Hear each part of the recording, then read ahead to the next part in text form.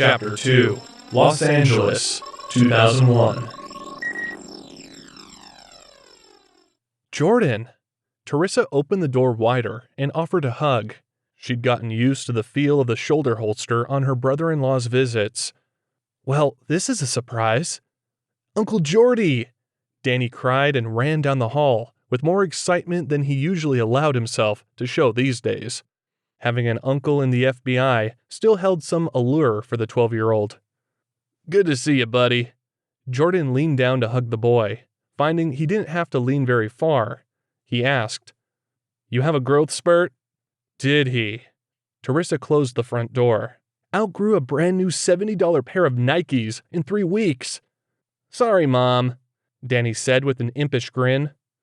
You keep this up, you'll never be a fighter pilot, Jordan said. Danny's most recent ambition. Yeah, but I might make the NBA, his nephew countered. Jordan pursed his lips. More money, he said judiciously. More glory and fame, Danny pointed out. More injuries too. Yeah, but they probably won't be fatal. Well, I can't argue with that, Jordan said with a smile. And on that note, I'd like to change the subject. Can you stay for dinner? Teresa asked. Well, he looked a bit shy. I was wondering if I could stay a few days, actually. I've got a job in the area, and you folks are about equidistant from all the places I'll need to go. Yes, Danny cried, punching his arm into the air. How long can you stay, Uncle Jordy? Only for about a week. Jordan looked apologetically at Teresa. And, well, he might, she thought. Teresa loved her brother-in-law, but he should know better than to show up like this without calling. What if they'd had plans? She took a deep breath. Well then, he'd go to a hotel, and they never had plans. At least no plans that couldn't include him. Still, it wasn't right. What if she had a boyfriend? Miles and Jordan were living alone together in the family homestead when they met Teresa. Money hadn't been a problem. Their parents, killed in a car accident along with their little sister, had been heavily insured. Miles had been pursuing his master's in math, while she'd been taking courses in accounting with CPA as her goal. They'd hit it off right away. In 3 weeks, they were engaged, and they married over the semester break. Jordan had been 16 when she'd married Miles. He'd been a peach from the time he was introduced to her, more like a brother than a brother-in-law. The day she'd moved in, Jordan had insisted, near purple with embarrassment, on turning the finished den in the basement into his new bedroom. It had taken him 2 weeks after that to be able to actually look at Teresa when he talked to her. But Jordan was a manager. He'd managed things then, he'd manage things now. She'd first realized it when she discovered that by sacrificing his bedroom, he'd acquired unheard-of privacy for a 16-year-old. A private entrance to his basement domain, with the upstairs door locked. He's fine, Miles had told her. Just leave him alone, he won't do anything foolish. Teresa had thought that wildly optimistic advice given Jordan's age, but he had never given them reason to worry. After Miles's death, Jordan had taken a leave of absence from the FBI and moved in with them.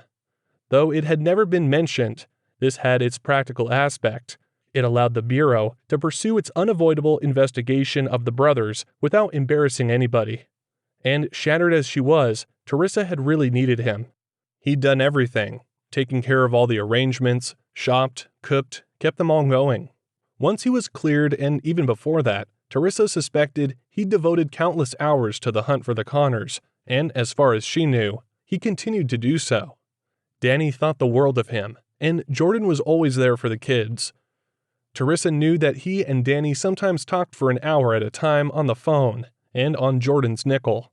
It made her feel guilty that she resented his just showing up like this. Jordan looked around.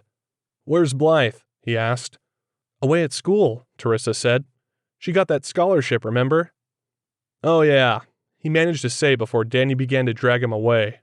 Watching her son and her brother-in-law moving toward the kitchen, laughing and high-fiving, she thought it was a miracle that Danny had never told his uncle the truth. Danny, she called out, set another place. Mom, don't call me that, he said with a frown. I'm not a little kid anymore. Sorry, she said to her son. Oh yes, Teresa answered Jordan's raised eyebrow. It's Dan or Daniel now. Then maybe you should call me Jordan, he said to Dan.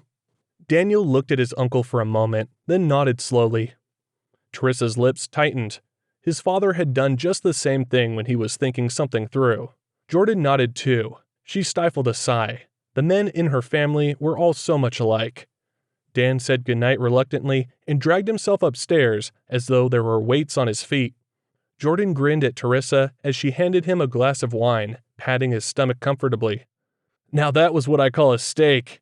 Not surprised Dan isn't fading away, but he's grown so much, I hardly recognize him. Since he's like a miniature Miles, I find that hard to believe. Teresa settled herself on the couch. So, what brings you to town? He is like his dad, isn't he? She nodded, holding his eyes and waiting patiently. He waved his hand at her, look as if to wipe it away. You know, I can't talk business with you, Teresa. Well, okay, can you at least tell me where you're working? He heaved an exaggerated sigh. Escondido. Teresa's eyes widened. That's over 100 miles from here. She cocked her head. From what you said, though, I gather you're working somewhere else too? Somewhere that puts us in the middle? So, where else? San Marcos. He mumbled around a sip of wine. San Marcos? Her eyes danced. Isn't that right next door to Escondido? He cocked an eye at her. So, sue me. I haven't seen you guys for almost a year. I think it's worth getting up early for, all right? She reached over and patted his hand. Thank you, she said. It's good to see you again, and Danny's on cloud 9. She took a sip of wine. He looked at her for a moment. What? Teresa said at last. I found out that Cyberdyne has started up again. Well, I knew that, she said. They started up again about a month after the plant was destroyed. I can't see why they wouldn't. I meant that they started Miles's project, Jordan said, looking grim. Teresa felt her muscles knot up. They destroyed everything. There is no way that Cyberdyne could start up Miles's project again, especially after 6 years. She shifted in her chair, bringing her legs up and folding them to the side. Why shouldn't they, Jordan? Cyberdyne is a business. They probably started again as soon as the insurance company gave them a check. Giving him a searching look, she asked, Did you expect them to just close their books and forget about it?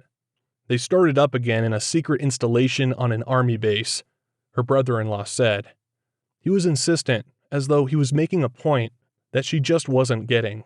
Unfortunately, she was getting the message all too clearly. More clearly than Jordan. She wished she knew how to contact the Connors. This was something they'd want to know, if they were even alive. A surge of anger surprised her. Miles died to stop that damn thing. They have no right. Can't be too secret if you know about it, she said aloud. He made an impatient, dismissive gesture. I'm an investigator. Finding things out is what I do, Teresa. But the important thing is they might be using Miles's work, which means that they might owe you and the kids some kind of royalty or something. Shaking her head, she told him, No, of that I'm sure. Miles was developing something that they had already started. It wasn't his original work, so they could hardly owe him anything for it. Didn't he ever talk about it? Jordan leaned toward her, his eyes growing intense. Just that it was fascinating and he loved what he was doing, and that it wasn't like anything he'd ever worked on before. You know all this, Jordan. I've told you this before. She turned away. But didn't he ever mention details? As much as you do, she said, giving him a significant look. You boys always knew how to play your cards close to your chests. For all I knew, you were running a bordello out of that basement apartment of yours. I was not running a bordello, Jordan said with a half smile. Well, there were squeals of girlish laughter that might have given argument to that, Teresa said with a grin. Or a numbers racket, he added. He held his hand up, stopping her laughing response. Please, don't change the subject, Jordan said, his eyes deadly serious. He put his wine aside and leaned his forearms on his thighs, totally focused. Wearily, Teresa leaned her head against the back of her chair and closed her eyes. Did he ever mention being followed? Stop right there, she said, holding up a finger. Teresa matched his posture and lowered her voice. I'll tell you right now. Jordan, when I opened my front door and saw you on my porch tonight, my heart sank, because I knew that at the first opportunity you would do this. I just want to find out what happened, he said reasonably. You might remember something if I asked the right question. Do you think that I haven't gone over and over this in my mind? She glared at him. Do you think I will ever forget one moment of that night Maybe you don't think I've asked myself, if I'd done something different, would Miles still be alive? Well, I have. She nodded fiercely. I've thought, I've questioned, I've wondered, and every time that you come here and we have one of these sessions, I lie awake for weeks afterward, wondering about it all over again. I wonder if what you're really asking is why you didn't do something to save my brother. Why are you alive while he's dead? That's not true. Jordan sat straight in shock. I never thought that. I've never stopped grieving for him, Jordan. I never will. But I tell you right now, I can't keep doing this. It feels like punishment and I won't stand for it anymore. Do you understand? After a moment of staring at her open-mouthed, he said, No, I don't understand. I just want to find the people who killed my brother. I owe him that, Teresa. I owe him. His eyes pleaded for understanding. If you found those people tomorrow and put them on trial, I really can't say that I'd even go to watch, she said. I'm tired, Jordan. Tired and heartsore. But it's time to move on. I can't take this anymore. He looked at her in disbelief. Don't you want to know who killed him? He asked. I know who killed him, she said. She looked away from him for a moment and composed herself, stifled the tears that filled her eyes. The SWAT team killed Miles. What? Jordan found himself on his feet and slowly sat back down. Who the hell told you that? The team commander, she said, looking him in the eye. He had cancer and he had Miles's death on his conscience. She began to fiddle with the arm of her chair. Then she looked up at him. They saw him. They shot him. They didn't cry out a warning. No drop your weapons, hands up, none of that. They basically came in shooting. He never had a chance. Jordan looked sick as well as shocked. I didn't want to tell you, she said, closing her eyes. I knew it would hit you hard. But it wasn't the terrorists that killed him. It was the police. Oh my God, Jordan whispered.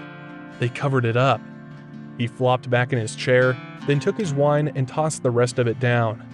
For a while he sat staring into space, his hands caressing the glass. Then he put it on the table and buried his face in his hands, elbows on his knees.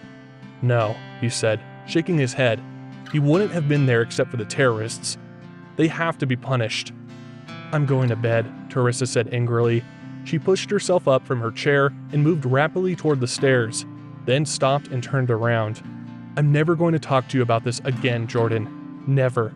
If you can't keep from asking, then I guess we won't be seeing each other anymore. And I don't want you torturing Danny with questions either. He was just a baby when it happened, and he can't tell you anything new. She came back toward him a few steps, once again lowering her voice. And every time you stir this up, it gives him terrible dreams. When he was younger, he woke up screaming. So I'm telling you once and for all, I want you to stop this. She brought her fist down to pound her thigh. I want you to stop torturing us. It wasn't our fault. We couldn't do anything but what we did, and all the questions in the world won't bring Miles back. Teresa turned away and mounted the first few steps, and then she let out her breath. I love you, Jordan, she said. I love you like you're my own brother. I really, really hope that you can see my side of this, because I want you in my life. She gave him one last tear-filled look and then walked up the stairs. Jordan sat there for a few moments. He heard the door to her room close, then slowly let out his breath as he leaned back and put his hand over his eyes. He felt incredibly tired and sad. I can't let it go, he whispered. His teeth clenched. I can't, he sighed. But he could leave Teresa and Dan out of it. He hadn't thought about how it might feel to them when he asked his questions. Okay, he said aloud. From now on, I'll keep it to myself, Teresa. The next time she heard about this would be after those bastards had been tried and convicted, because he would never give up.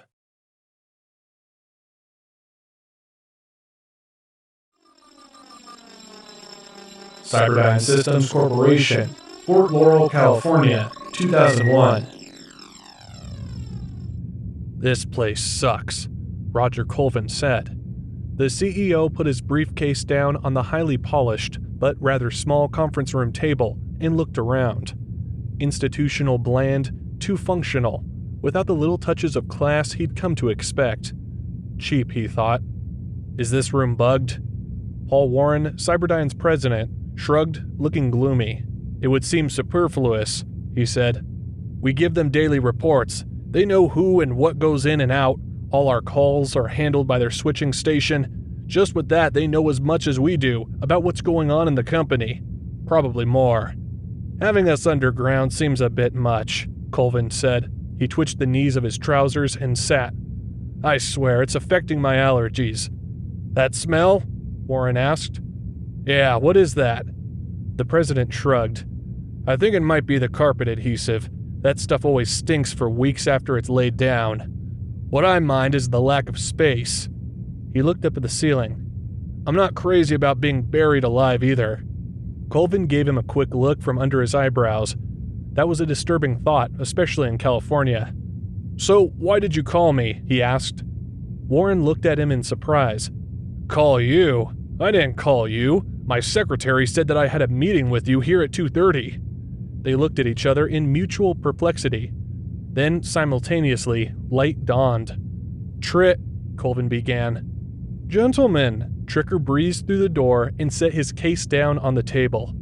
I hope I haven't kept you waiting. I know how busy you are assigning the parking spaces and all. After a beat, Colvin said, his expression disapproving. Actually, we've been getting this project up and running, and after 6 years, that's not as simple as it would have been. I've always wondered why, exactly, you refused to let us start up again right away. Well, Tricker sat down and opened his case, placing a file before him. I have some questions, if you don't mind. He looked at them both, smiling pleasantly. And if we did, Warren muttered. Tricker opened the file, took a pen from his pocket, and made a note. Are you going to answer my question? Colvin finally asked him. That was a question, Mr. Colvin? It didn't sound like a question. Tricker shook his head.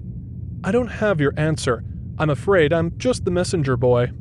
I bet you tried to run the project yourselves, didn't you? The CEO asked. I wouldn't know that.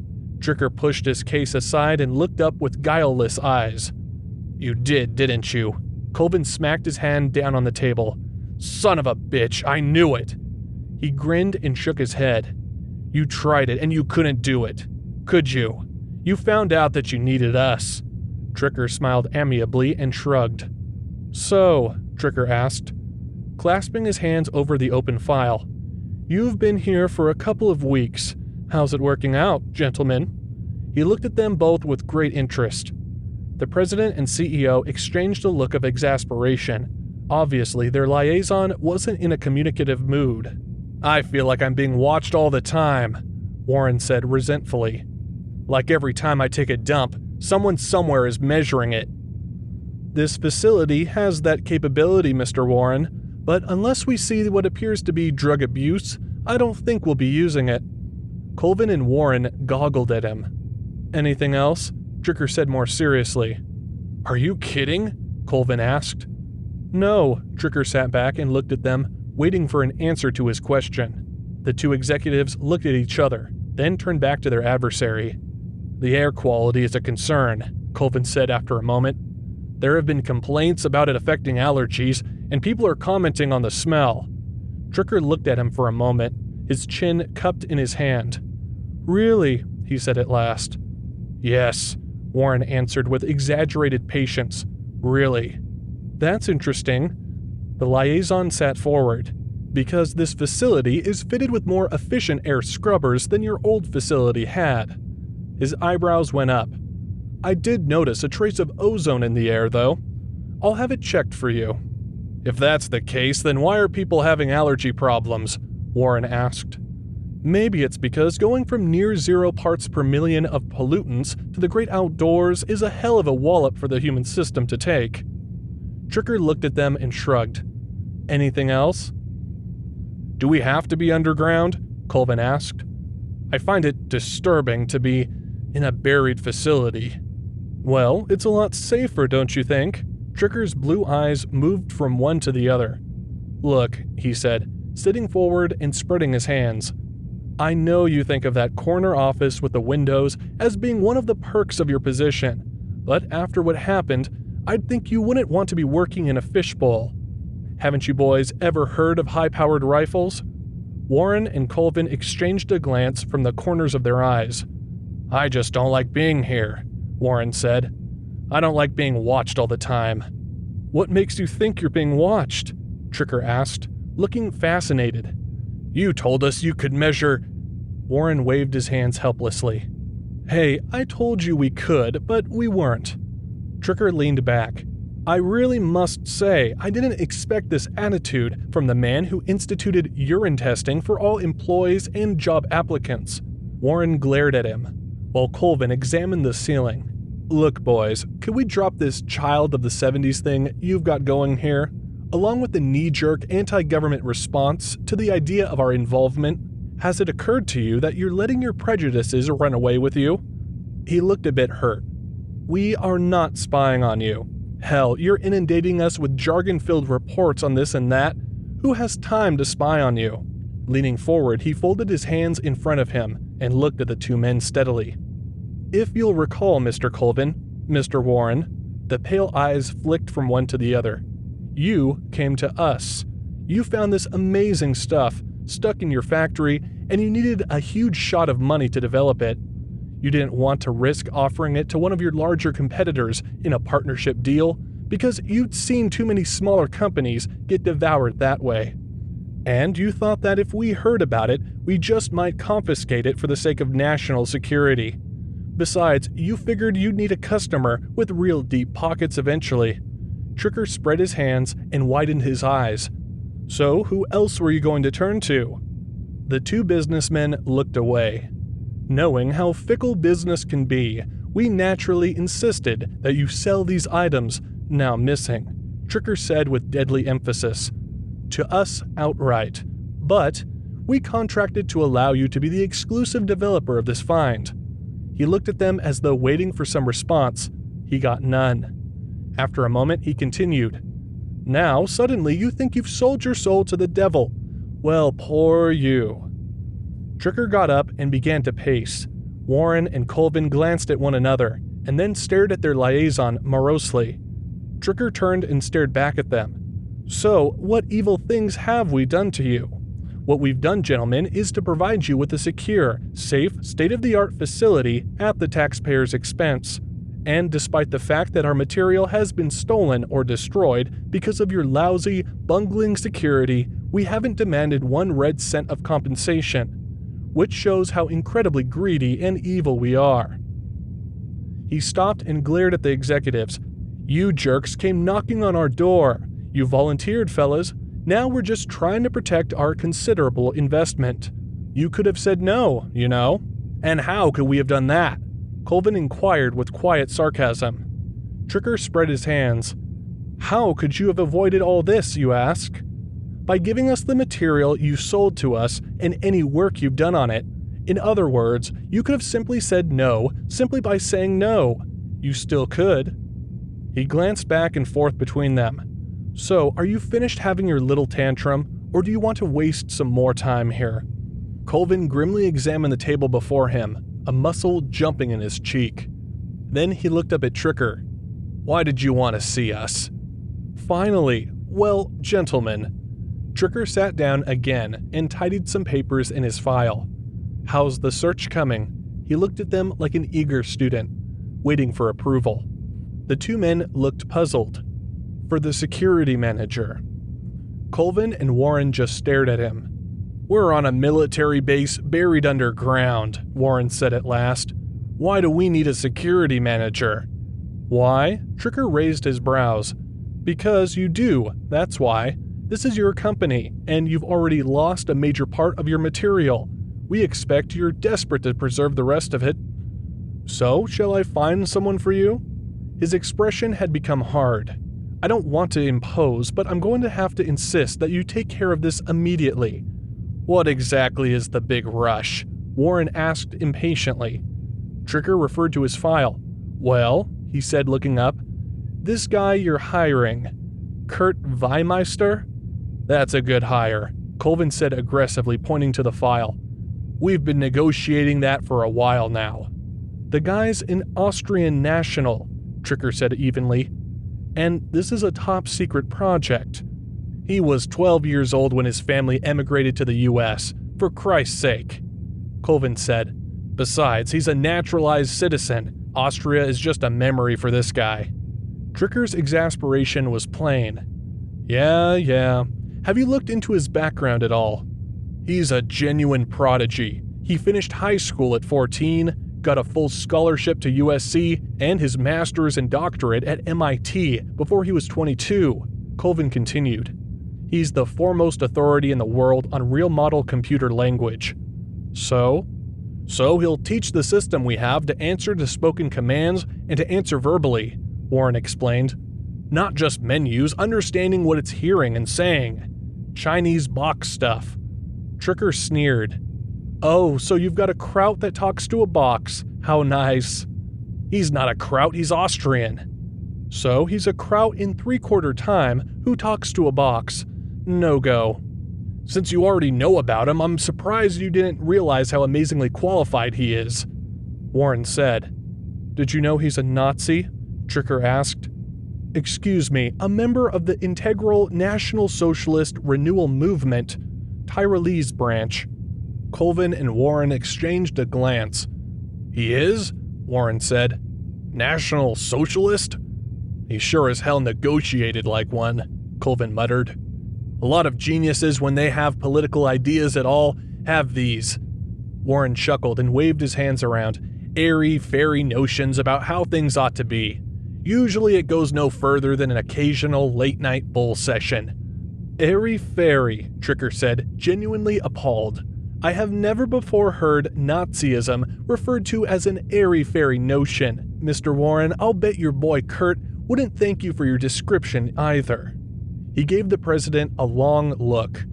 In any event, he pulled a piece of paper out of the file. Your wonderkin has been in a number of marches for which he's been arrested twice. 3 of his close friends have been arrested for conspiring to blow up a post office, and he rarely misses meetings. Maybe that's because he's the secretary for his local chapter. He tossed the paper across the table. This is not the kind of guy we like to see hired to work on our defense projects. Colvin flicked the paper toward himself with his fingertips. He read it and pursed his lips. We're going to have to pay a huge kill fee, he said. Which should tell you that he knew this was going to happen and that he was just jerking you around, Tricker said. If you had a half-decent security chief, this wouldn't have happened. Warren shook his head. This guy is the best, he said.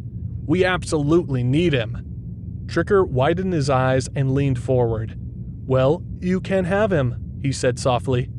Paul's right, Colvin cut in, looking grim. We need him.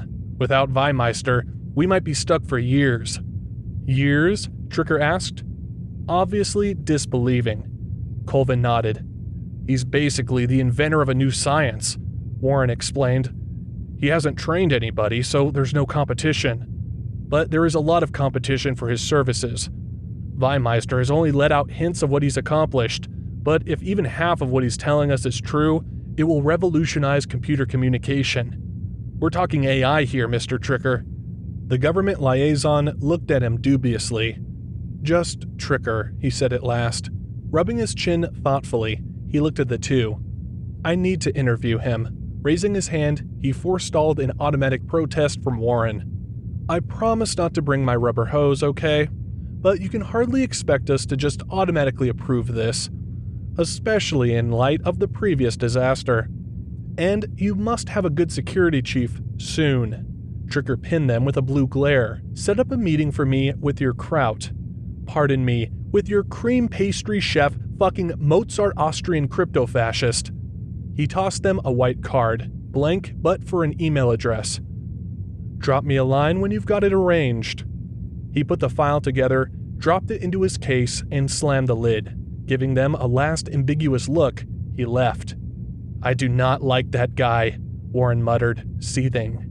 Colvin glanced at Cyberdyne's president. I really don't think he gives a damn.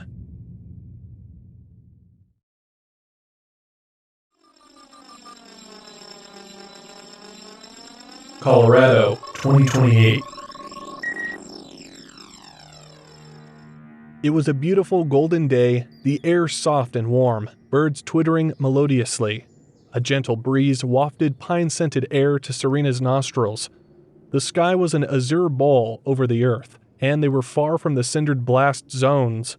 Far off, a single hunter-killer flew patrol, a black dot against the clear sky. Lieutenant Zeller lowered her binoculars and consulted her map. "Almost there," she said.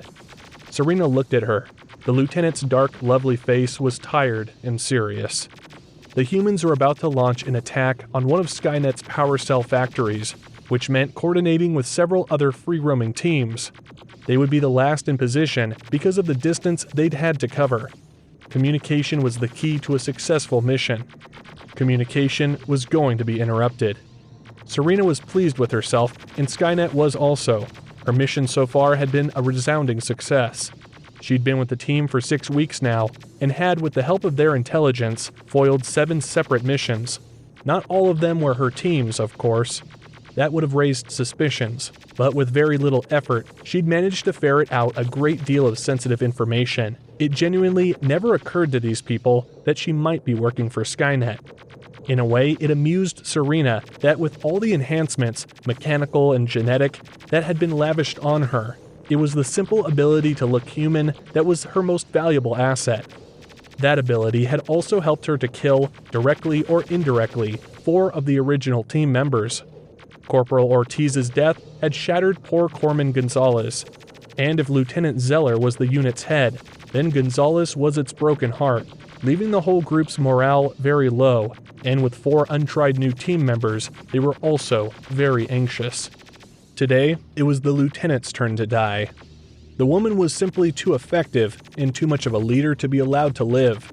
She'd also been giving Serena some rather long and thoughtful looks lately, doubtless because of the T-950's endless questions.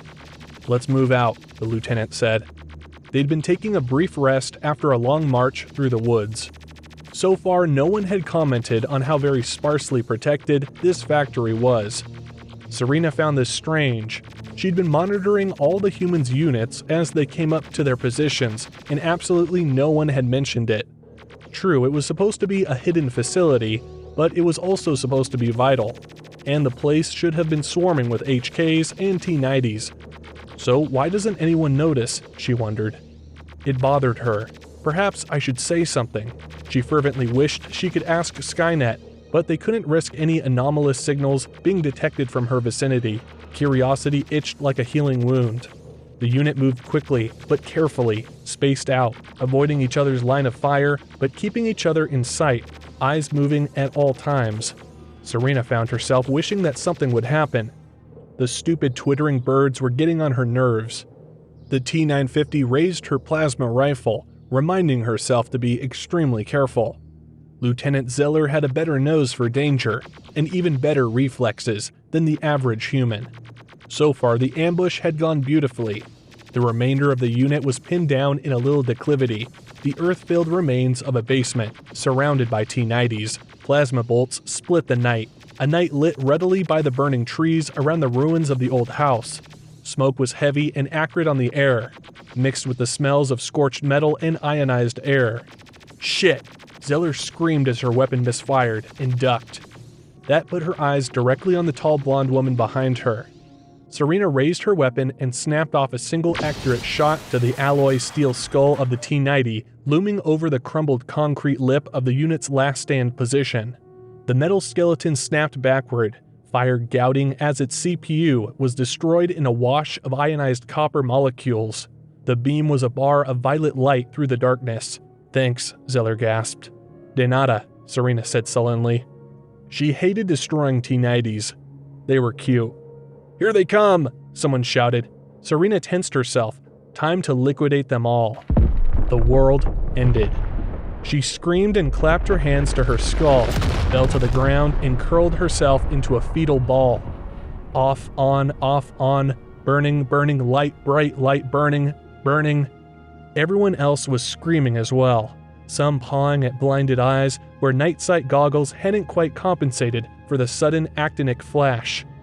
Everyone knew what it was, from their parents' stories, if not from their own experience. The flash of a nuclear weapon is extremely distinctive. Seconds later, the blast wave hit. Ground bounced and hammered at them as it rippled, and a wind like demon's breath tore the fringe of vegetation from around the pit where they crouched. A few seconds later, as Serena's self-repairing computer components rerouted around damaged circuitry, she realized that the pit had protected her from most of the electromagnetic pulse of the weapon, and her companions from the direct radiation. She was supposed to be shielded from BMP, but apparently some new wrinkles had been developed. The T-90s and hunter-killers beyond were all non-functional, twitching or still, even where the overpressure or flying debris hadn't wrecked them. Fallout was another matter, of course. Lieutenant Zeller was the first on her feet, moving around checking on her squad. Everyone was alive, and only one was immobile, Gonzalez, with a broken leg. "What was that?" Serena asked, the shakiness in her voice partly genuine. I was nearly fried from the inside out, she thought, controlling a stab of cold fear. With the electronic portions of herself dead, she'd have been a drooling idiot, at best. And the mission would have been totally compromised. The enemy would have had a complete T-950 to study. "That was John Connor," Zeller said. Everyone's attention snapped to her, even in the flame-shot darkness. "I just got the word," Zeller said proudly. "Connor knew it was a trap, but a trap with real bait. We were supposed to walk into an overwhelming force. The enemy knew we were coming, but they didn't know Connor was coming, with the Central Strike Squad and a nuke they dug out of a silo and jiggered around. Skynet's down half of its mobile unit power cell capacity, people. That's what we bought while we were distracting it." Serena cheered with the others. This is intolerable, she thought. Connor must be removed.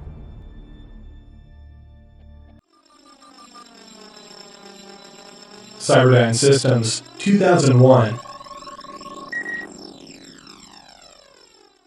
Kurt Weimeister was a big man, 29 years of age, easily 6 feet tall, and a mountain of muscle.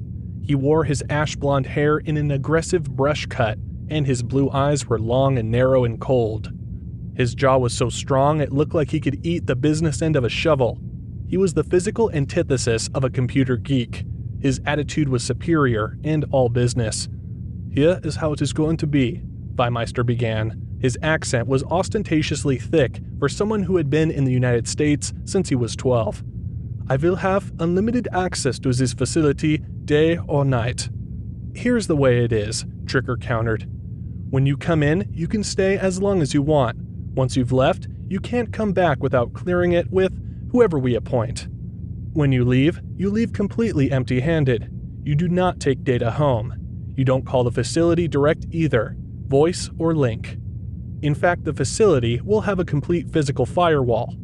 You don't speak to or socialize with people involved in any division except those directly involved with your own part of your own project."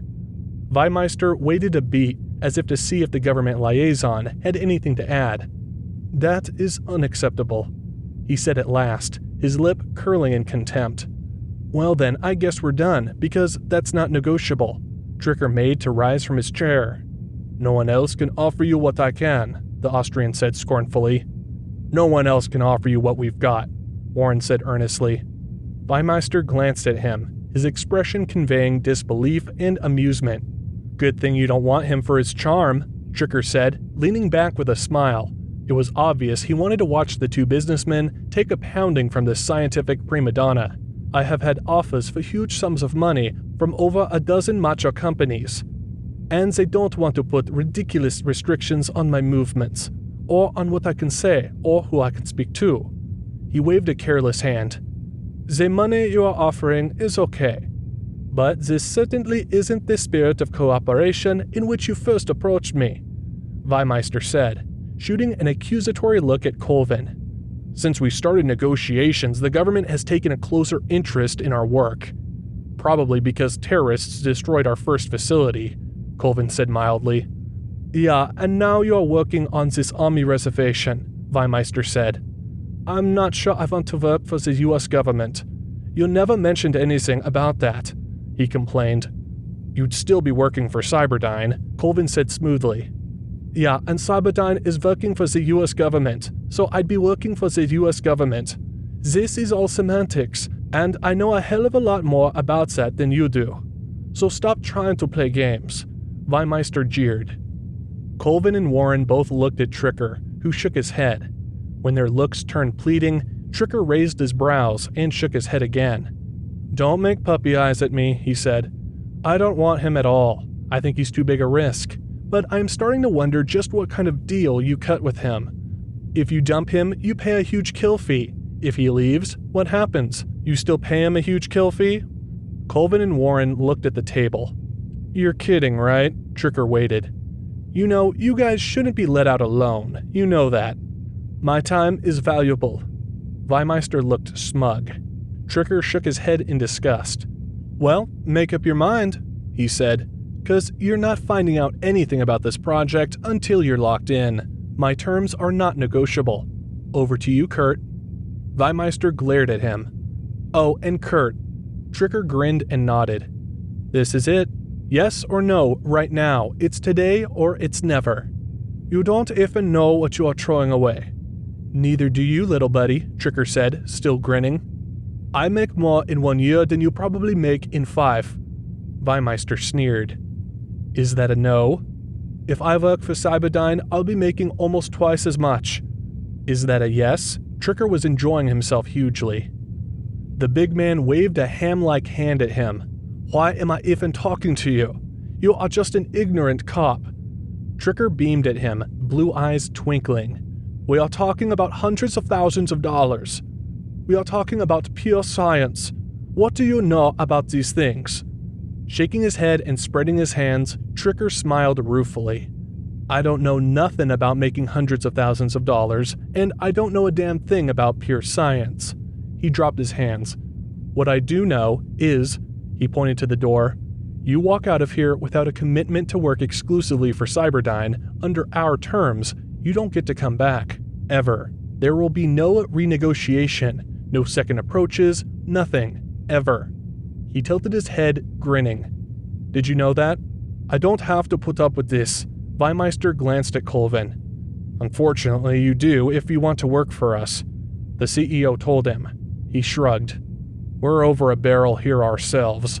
The government is willing to leave us alone for the most part, and the restrictions they've placed on us are for our own safety and the safety of the company." Colvin drew himself up. "The choice is yours." The big scientist glared around the table, not liking the situation one bit. He was used to people giving in to him. He was used to them thinking he was worth suffering humiliation and bullying. His physical presence didn't hurt usually either. But Tricker was utterly immune to reputation and to muscle as well. Usually people with Superman fantasies weigh 300 pounds, have no neck and pimples like purple quarters, Colvin thought resentfully. And that's just the women. Why do I have to run into one who really is a fucking Superman? Why do I have to be caught between him and this spook bureaucrat?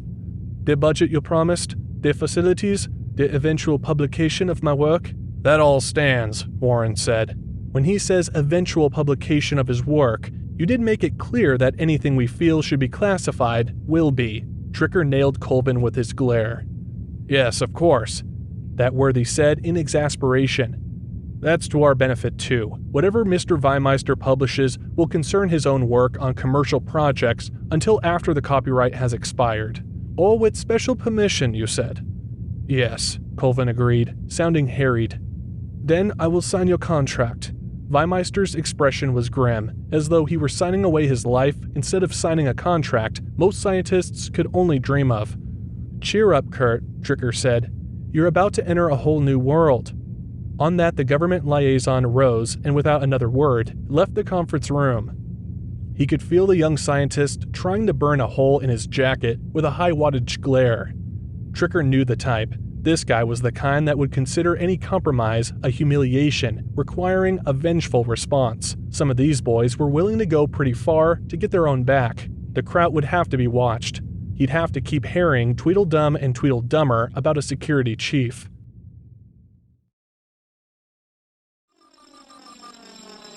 San Gabriel Peak, Angeles National Forest, California, 2029.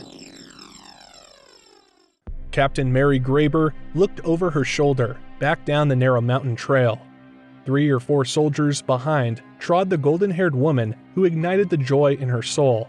Mary grinned. Sergeant Serena Burns looked up and caught her glance, returning the smile with interest.